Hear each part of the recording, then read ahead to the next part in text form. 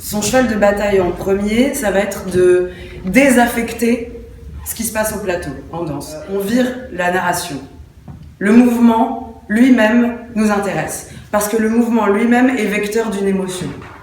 Et donc il désaffecte tout ce qui peut se passer sur le visage de « Ah, je souffre », tout ça il efface. C'est-à-dire que je fais un truc un peu comme ça, n'importe quoi, voilà, une espèce de révérence classique, où on voit très bien ce qui se passe. Il y a l'idée d'offrir, de présentation, il y a une signification à ça.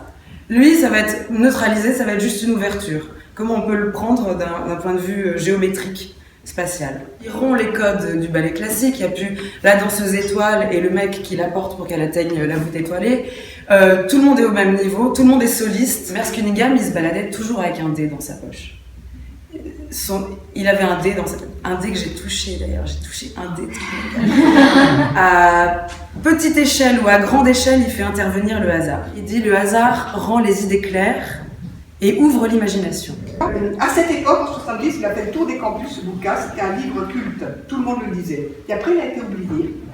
Et il y a quelques années, on le redécouvre à nouveau. C'est un psychanalyste, très bien implanté dans son métier, très envié, parce que tout le monde l'apprécie. Il est marié, une femme super, des enfants magnifiques. Il a tout pour être heureux. Tout. Les gens l'envient. Mais il s'emmerde. Il s'emmerde parce qu'il est revenu de tout, il est blasé. Il a tout vu, tout connu. Alors un jour, une soirée, il est avec ses amis de toujours, qui sont psychanalystes, qui sont voisins en même temps, le cercle proche d'amis. Il joue au bridge. Il s'ennuie comme d'habitude, il boit, il s'ennuie. Et à la fin de la soirée, il range tout, puis il voit une carte qui est là, il y a un dé en dessous. Et cette carte, c'est la dame de pique, bon, ça n'a rien à voir, mais bon. Il dit, bon, alors si le dé en dessous marque l'as, un or, j'irai violer ma voisine. Si c'est un autre chiffre, je vais me coucher. Une chance sur 6, c'est tombé sur le 1. Alors sa voisine, c'était là, elle faisait partie du groupe aussi. Alors il descend d'un étage, il frappe, qu'est-ce que tu veux? Ben je viens pour te violer. Stupeur de elle, mais stupeur de lui aussi.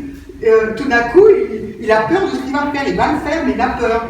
En fait, c'est pas un vrai viol. Il la viole, mais c'est pas un vrai viol parce qu'elle est à moitié consentante. Enfin, c'est un peu de bagarre, mais ça monte au lit, et puis ça restera sa maîtresse longtemps. Ça lui crée un choc tellement puissant que du coup, ça le réveille. Il s'ennuie plus. Il y a quelque chose qui s'est passé pour lui. Et à partir de ce moment clé, il a décidé de confier au dé toute sa vie. Alors au début, c'est très gentil. Bon, il choisit des options. Si ça tombe sur le A, je vais faire ça. Si ça tombe, je vais faire ça. Voilà. Mais plus il va, plus ça s'aggrave. Il a pris un truc de montre et puis il a mis un dé dedans. Alors il est comme ça. Toutes les 10 minutes, il change de personnalité. Alors d'abord, il est très gentil. Il fait des compliments. Il y a un conférencier qui vient. « Ah, c'est bien ce que vous écrivez, c'est magnifique. » Bon, 10 minutes après, il le a, il bave, il prend des il prend de la sauce tomate, il en met plein sa cravate, il met sa main grasse, parce que c'est un mec très fort en plus, il met sa main grasse sur l'épaule d'une fille à moitié, voilà.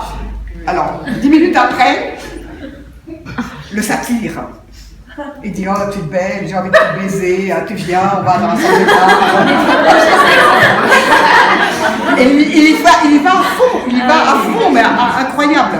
Et son expérience, en fait, il dit qu'on est tous prisonniers d'un moi et qu'il y a plein de petits moi en dessous qui veulent vivre. Et nous, on les empêche de vivre parce qu'on a été éduqués comme ça, avec un seul moi, une seule personnalité rigide. Et moi, j'ai envie, avec le dé, de faire vivre toutes ces personnalités qui n'ont pas eu droit à la parole jusque-là. Mais ça va loin, ça va jusqu'au fou, ça va jusqu'à l'assassin, ça va jusqu'à des choses inimaginables. Heureusement que c'est un roman. La synchronicité crée un trouble qui dérange et qui interpelle, mais dont l'association prend un sens pour la personne qui les perçoit. Je terminerai par Jung qui dit « Lorsque les coïncidences s'additionnent, il est sans doute difficile de ne pas être impressionné. » Et a dit « L'ordre parfait est stérile, le désordre contrôlé est créatif ». Donc en fait, cette citation, je l'ai extraite d'un livre, elle m'avait marqué comme ça, c'était wow, hop, quand je suis tombé dessus. Et il parlait en fait des conditions d'apparition en fait de la vie dans l'univers, sur Terre. Moi, ce que je trouve magnifique à travers cette notion du hasard qui crée la vie, du multiple qui crée de l'unique, qui recrée du multiple, qui recrée du singulier, qui régénère le pluriel, hein, c'est un cycle permanent de vie, c'est que c'est basé sur deux notions fondamentales qui sont la liberté et la diversité. Or, si on regarde les systèmes politiques et économiques sur lesquels l'homme, depuis 2 ou 3 siècles, en gros la reconquête de l'homme par l'Occident, économique, politique, etc., sont basés plutôt sur deux notions qui sont quasiment en contradiction sémantique avec celle-là, qui sont l'uniformisation et la segmentation. Une écrivaine algérienne en langue française, Assia Djeba, donc qui a laissé une œuvre littéraire importante et très riche derrière elle, vient questionner les choses profondes et subtiles, l'amour, les images, les sensations, la féminité, les temps des horloges qui viennent nourrir notre quotidien, notre énergie et le travail d'écriture. Elle a des passages qui sont d'une finesse là-dessus, où les premières fois elle se met à faire du vélo, à pédaler sur un vélo, et où elle voit dans le regard de son père quelque chose d'extrêmement violent, parce qu'elle est en train de faire du vélo avec un petit copain français, et elle voit son père l'agresser dans le regard, et c'est quelque chose qui va la marquer, mais jusqu'à l'âge de 40 ans. Je vous l'ai dit, c'est une écrivaine algérienne en langue française. Son père est instituteur.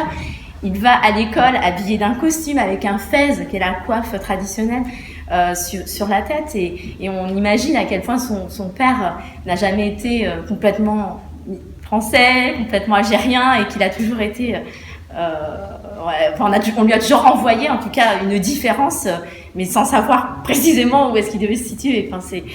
Et c'est vrai que ce qui est magnifique, c'est que c'est à l'âge de 40 ans, parce qu'elle a donc eu une instruction, elle est issue de l'IESE, vous l'avez compris, elle maîtrise parfaitement le français, elle écrit depuis son tout jeune âge, et à l'âge de 40 ans, elle se rend compte qu'elle n'arrive pas à dire des mots d'amour en français.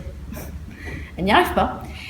Et elle comprend à partir de là qu'il faut qu'elle apprenne sa langue maternelle, et donc l'arabe, pour pouvoir ensuite réinjecter ça dans son écriture.